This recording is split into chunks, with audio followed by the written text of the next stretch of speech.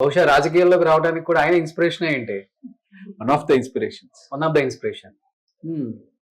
So Babu Chandrababu Naidu garu, Hmm. Lokesh garu Hmm. And Pavan my Kalyan favourite hero Pavan Kalyan garu కలిసారా?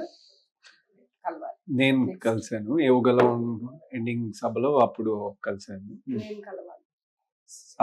Sir వచ్చుంటే ఇక్కడ definite గా గెలుచుండేవాళ్ళు. ఓకే.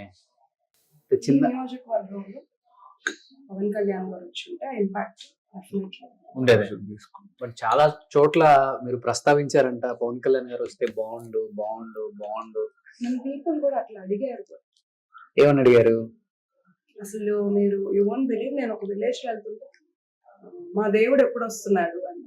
ఎవరు అంటే పవన్ గారు. ఓకే. ఓకే అంటే అంత ఆదరిస్తారు పీపుల్. చంద్రబాబు నాయుడు గారు ఎప్పుడు వస్తున్నారు, లోకేష్ గారు ఎప్పుడు వస్తున్నారు అని అడిగింది ఉంది. అట్లా నేను నిన్ను కూడా మా దేవుడు ఎప్పుడు వస్తున్నారు అని అడిగాను. బయటికి వెళ్ళినప్పుడు. కానీ పవన్ కళ్యాణ్ గారు అంటే మీకు ఇష్టం ఏర్పడింది మీ వారు ఇష్టపడుతున్నారన్నా లేకపోతే మీకు కూడా ఫస్ట్ నుంచి? లేదు, నాకు ఫస్ట్ నుంచి ఇష్టం. పవన్ కళ్యాణ్ గారిని కలిసి దర్శికి తీసుకురావాలి. బట్ ఇప్పటికి అదే డబుల్ అభిమానం పెరిగి ఉంటుంది మీకు పవన్ కళ్యాణ్ గారు అంటే. Still waiting. అంటే ఆయన పంచాయతీరాజ్ డిపార్ట్మెంట్ లో ఇక్కడ చాలా వర్క్ ఉంది.